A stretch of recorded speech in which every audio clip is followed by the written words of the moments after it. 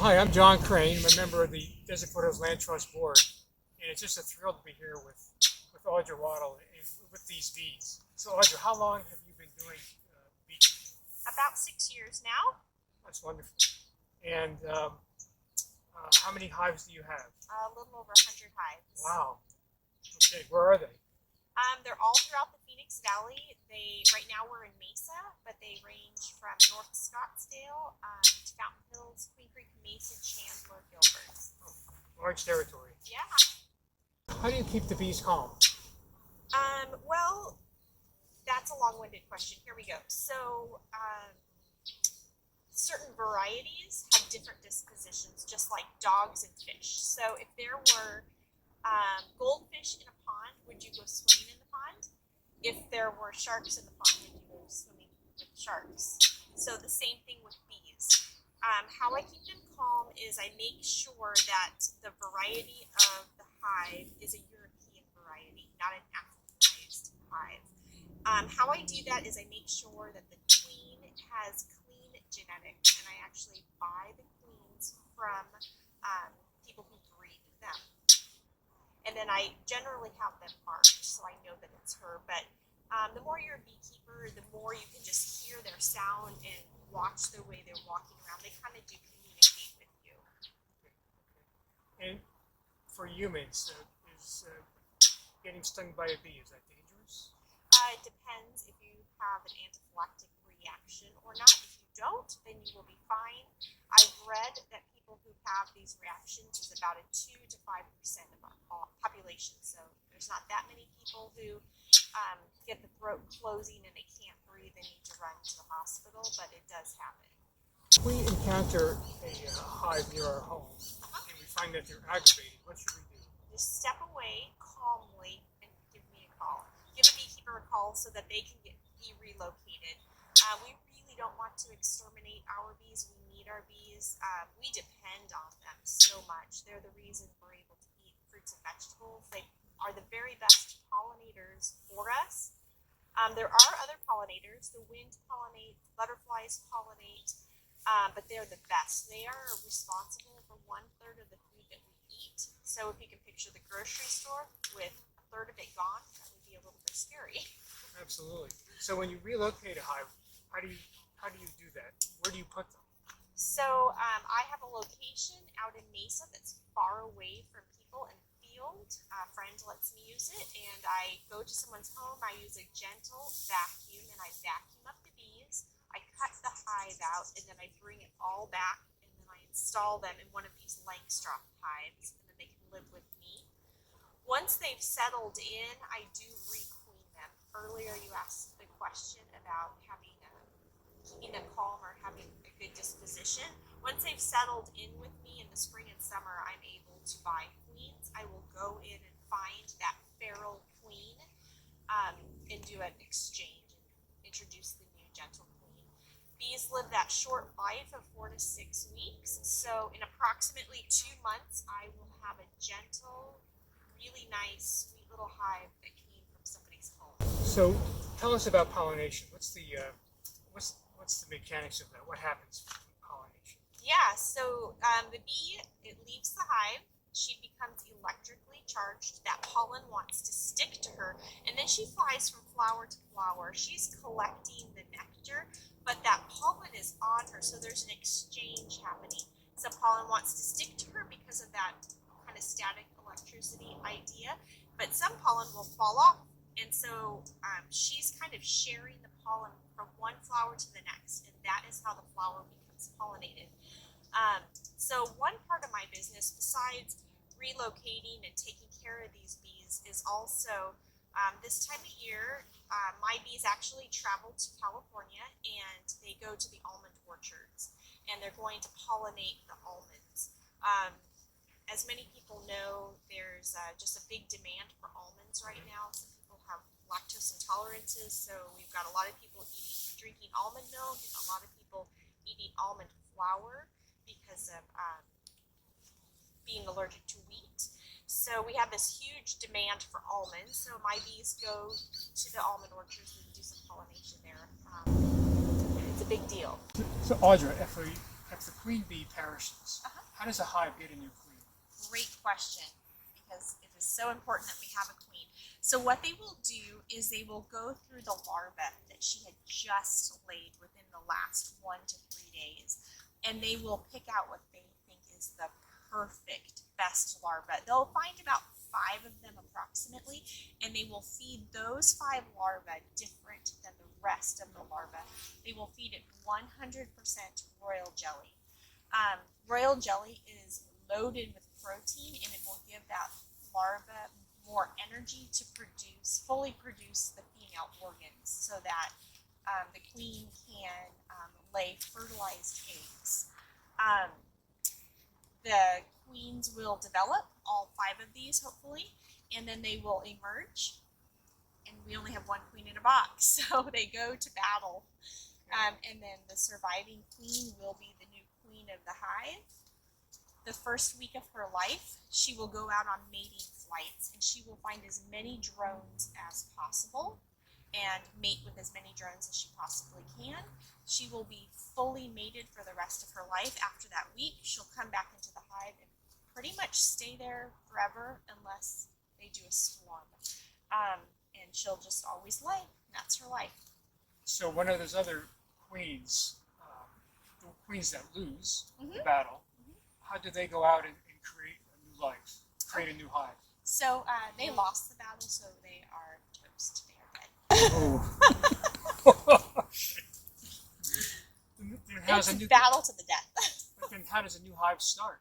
Okay, so a great way to think about this is if this citrus tree was hollowed out and they were living in it, in the spring and summer there is a lot of pollen and nectar. The hive will just thrive, and they will fill this tree trunk up, and they'll be too squished in here. So they'll all communicate with one another, and 50% of them will volunteer to leave. And they decide the day and time this is all going to happen, that time will happen, and then they will leave.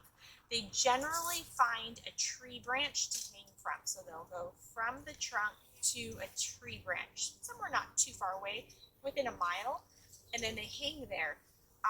When they're hanging there, scout bees will leave. About 10% of that bundle will leave. They will go out and search for their new perfect home. Somebody will come back and say, I found it. She will have so much excitement that she will convince the whole bundle to follow her. And they will all be, okay, let's go.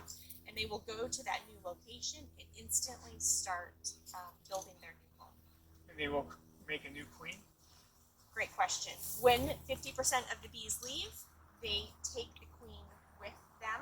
Before they leave, they will make sure that a new set of queens, queen cells is developing, and then these queen cells will emerge, and they will go to fight to the death again, and then we will have a new laying queen in this hive.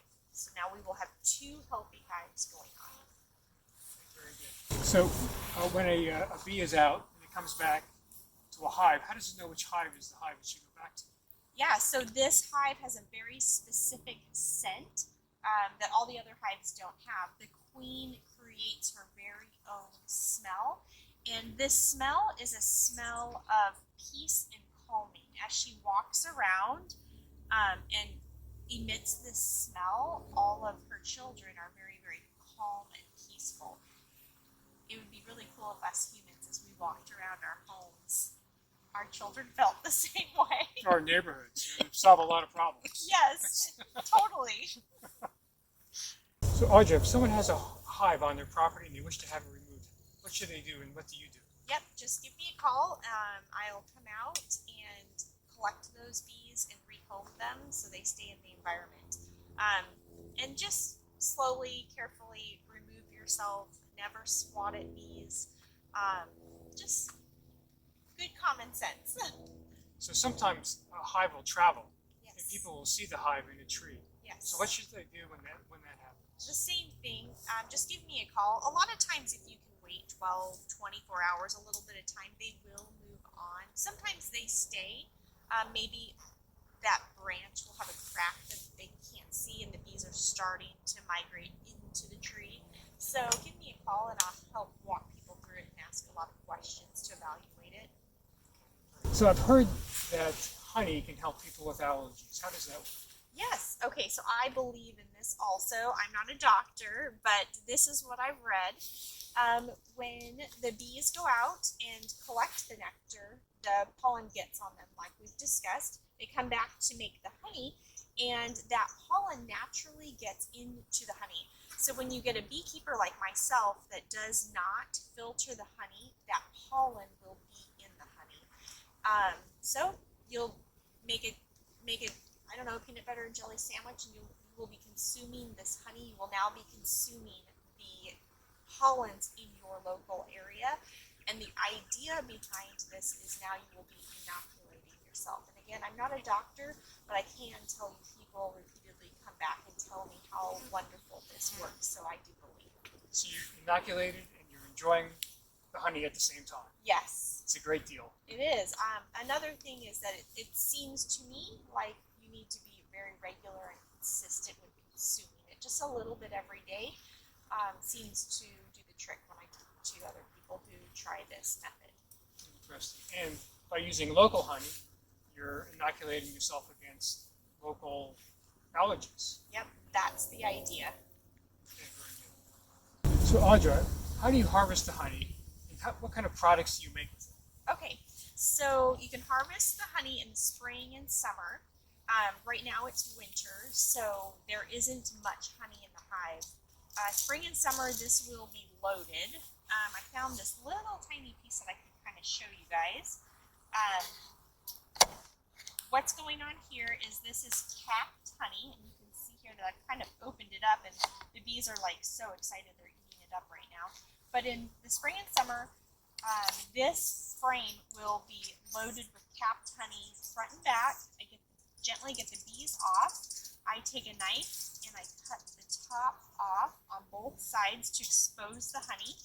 And then these frames will go into my extractor. An extractor kind of looks like a wheel on a bicycle, kind of spokes going all the way around, and I set these frames going all the way around the circle. When they're in and it's full, I turn it on. It spins it, and we're using centrifugal force and then gravity. The honey will fall down into a bucket. I use a strainer that just kind of will collect or pull out big pieces, and then from there the honey will go into jars and we sell it. So all of the beautiful pollens are in the honey. So I sell honey that's just straight from my hives, raw unfiltered honey, and then I also love to cook, so I create flavored creamed honeys. And a creamed honey or a whipped honey, whichever term you use, is a very European style of honey. It's honey that's already crystallized, but crystallized very, very small so that it's a soft spread, soft on the tongue. And I make fun flavors. I use organic dried fruits to flavor them. So I make a lemon, a strawberry, a blueberry. I also make a chocolate, a cinnamon, and a jalapeno. Wow, jalapeno. Yeah, gotta get a little Arizona flair in there. That's great. So the honey is as natural as can be. Yes. There's no processing, no additives. Nope. It's perfect. It is perfect. That's a beautiful word. And then when I'm doing the honey extraction and I cut the caps off, that's beeswax that I'm cutting off. So that I will rinse and I filter it, I clean it really well, and then I make things with that beeswax. So I make candles, I make lip balms, I make moisturizer, and I also make beeswax wraps, which is like an eco-friendly, reusable cellophane. And what is that used for? Just for like sealing a package? Sealing up food. Before cellophane existed, this is what people used. So you can wrap up a sandwich, you can wrap up your leftovers, a piece of cheese, a half of an apple, and stick it in the fridge. And we have a good idea what beeswax is made of. We have no idea what cellophane is made of. Yes, I do not know what cellophane is made of. I have no idea either. So Audra, where can we find the honey and all your other wonderful products? So on Fridays, I am at the Carefree Farmers Market. On Saturdays, I am at the Chandler Farmers Market. And then there's always my online store, azqueenbee.com. And everything ships from here in Arizona. Absolutely. Perfect. Well, Audra, thank you very much. That was just a fantastic education. Just learning about something that's been around us, at least around me, my entire life. And I knew next to nothing. You're so welcome. I love educating. When people are educated, they understand how to be around the bees better. And that's good for the bees. Yes. Excellent. Okay, thanks. Yeah. Let's talk about bee stings. It is true, when a bee stings you, she will perish afterwards, and it is a horrible, sad death. They really don't want to sting us. But if we get the stinger in us, which normally you will have the stinger, every once in a while you won't, how to get it out correctly is by scraping it out. Textbooks will tell you to grab a credit card, scrape it out. I don't personally take time to go find my credit card.